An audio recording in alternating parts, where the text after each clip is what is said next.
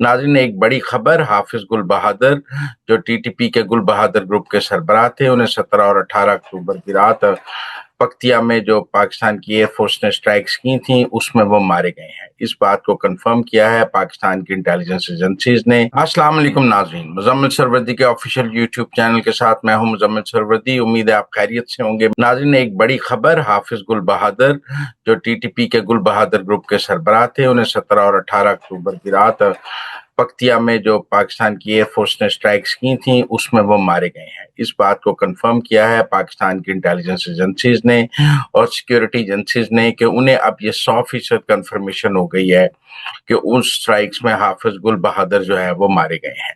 हाफिज गुल बहादुर का ताल्लुक नॉर्थ वजीरिस्तान से था, शुमाली वजीरिस्तान के साथ था। इनके साथ 2006, 7, 8 में मुख्तलिफ मौके पर हुकूमत पाकिस्तान ने अमन मुआहदे भी किए हैं और ये टीटीपी से अलग थे। जो नूर वली महसूद का टीटीपी है उससे अलग धड़ा था। इनका हाफिज गुल बहादुर का अपना ग्रुप था।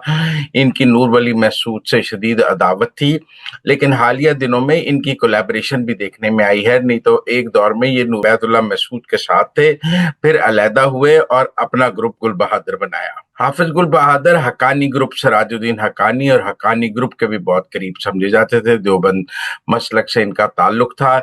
इसीलिए गुज़श्ता दिनों एक जगह पर पाकिस्तान की सिक्योरिटी एजेंसीज के आला ओहदेदार ने कुछ सहाफ़ियों के सवालों के जवाब में ये क्लियर किया कि हक्कानी ग्रुप कोई प्रो पाकिस्तान ग्रुप नहीं है।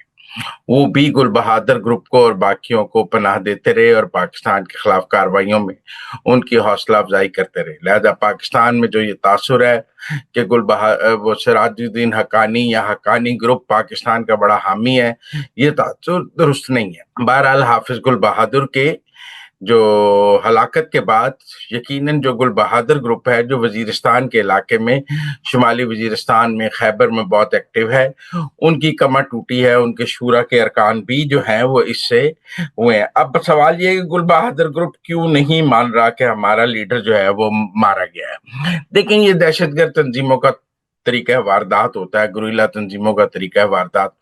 आपको ने देखा होगा कि तालिबान ने मुल्ला उमर की 4 साल तक हलाकत जो है मौत को छुपाए रखा और मुल्ला उमर को ही अमीर बनाकर वो करते रहे, क्योंकि ये तंजीम की यूनिटी के लिए जरूरी होता है।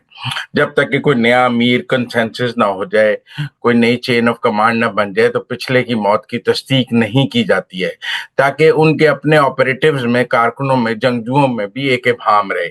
अब मैं आपको एक बताता हूँ ना कि इस वक्त तीरा वैली में, खैबर में अमन जिरगा जारी है, जहां गुल बहादुर ग्रुप के लोग मौजूद हैं और वो अमन जिरगा के साथ बातचीत कर रहे हैं। अब वहां पे गुल बहादुर ग्रुप के लोगों का कुछ कब्जा भी है कुछ जगह पे, और वो कब्जा उनसे खाली कराने के लिए अमन जिरगा हो रहा है और उस अमन जिरगा उनको कह रहा है कि आप वो इलाका खाली कर दें, नहीं तो यहाँ फौजी ऑपरेशन होगा। फौजी ऑपरेशन से पहले इस अमन जिरगे को एक मौका दिया गया है कि वो दहशतगर्दों को कहें कि सरेंडर कर दें या कर दें। तो तीरा वैली में जो टीटीपी रिक्वेस्ट है, उन्होंने मजीद वक्त मांगा है। टीटीपी गुल बहादुर ग्रुप ने गुज़श्ता रोज के वो को आपस में मशवरा करके अमन जिरगे को बताएंगे और उन्हें वो मजीद वक्त दिया गया है। अब उन्होंने भी मजीद वक्त इसलिए मांगा है कि पीछे से हदायत नहीं आ रही इस वक्त, लड़ना है, मरना है, छोड़ देना है, क्या करना है, जिससे नजर आता है कि उनकी अफगानिस्तान के अंदर जो अपने हेडक्वार्टर के साथ कम्युनिकेशन थी वो इस वक्त कमजोर है। तीरा वैली के जिरगे में जो उन्होंने कुछ वक्त मांगा है वो ये बता रहा है कि पीछे से जो हदायत आने का तरीकाकार था वो काफी हद तक रुकावट है और उनको समझ नहीं आ रही कि पीछे से क्या हदायत है, जिसकी वजह से ये उनको बताया गया है कि भाईजान हाफिज गुल बहादुर साहब मारे गए हैं, उनके साथ उनके शूरा के बाकी अरकान भी मारे गए हैं, अब आपको पीछे से कोई हदायत नहीं आनी। लेकिन उन्होंने फिर भी 2-3 दिन का वक्त मांगा है।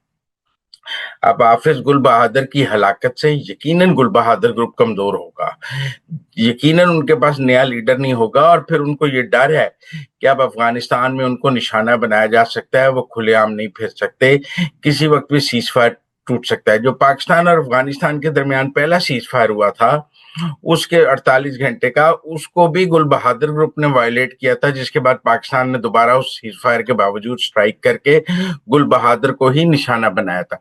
अब बहुत सारे लोग नूर वली महसूद के बारे में भी कह रहे हैं कि काबुल में उसको निशाना बनाया गया लेकिन वो तो बच गया, یہ ضروری نہیں کہ نور ولی محسود بچ گیا تو حافظ گل بہادر بھی بچ گیا.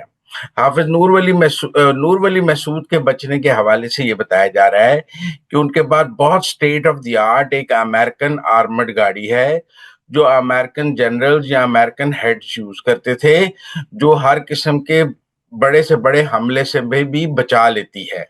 یہ وہ چند گاڑیاں ہیں جو امریکن چھوڑ کے گئے ہیں اور ان کے کمانڈنگ آفیسرز یوز کرتے تھے، اور اس میں اگر وہ بیٹھے ہوتے تھے تو وہ بڑے سے بڑے حملے سے محفوظ رہتے تھے. یہ بہت جدید گاڑیاں، آرمڈ گاڑیاں ہیں جو امریکن فوجی اور ان کے کمانڈرز یوز کرتے تھے. وہ گاڑی ہے نور ولی محسود پہ. بہرحال اس گاڑی کو ہٹ کیا گیا، وہ بچ گئے. ان کا ڈرائیور ضرور ہلاک ہوا ہے، وہ بھی زخمی ہوئے ہیں. اتنی زبردست سٹرائک تھی. تو لیکن اس کے بعد ان کو ہسپتال لے جایا گیا ہے، جس کے بعد وہ ایک سیف ہاؤس میں ہے اور کسی جگہ اپنی پریزنس نہیں دے رہے. موت کا خوف ان کے سر پر بھی ناچ رہا ہے. یہ بھی کنفرم کیا گیا ہے کہ پاکستان نے بشیر زیب کو بھی BLA کو ٹارگٹ کیا ہے، اور وہ افغانستان چھوڑ کے ترکمانستان بھاگنے کی اطلاعات ہیں، کیونکہ ان کو بھی افغانستان میں جان کے لالے پڑ گئے ہیں. جو افغانستان دوحہ میں مذاکرات کے لیے تیار ہوا، وہ بھی گل بہادر کی ہلاکت کی وجہ سے تیار ہوا کہ نور ولی محسود کی آرمڈ گاڑی کو تباہ کیا گیا اور وہ بڑی مشکل بچے ہیں. گل بہادر کو مار دیا پاکستان نے، اور اتنی لیتھر سٹرائکس کے بعد افغان طالبان کو سمجھ آئی کہ اگر یہ جاری رہیں تو ان کا کافی زیادہ نقصان ہو سکتا ہے، کیونکہ پاکستان کی سٹرائکس جو تھیں وہ کافی ٹارگٹ پہ ہٹ کر رہی تھی. بہت سارے لوگوں کا یہ سوال ہے کہ جی نور ولی محسود تو بچ گیا تو پاکستان کا بہت بڑا انٹیلیجنس فیلئر ہو گیا. اگر پاکستان کی اتنی انٹیلیجنس ایکوریٹ تھی تو نور ولی محسود مرنا چاہیے تھا.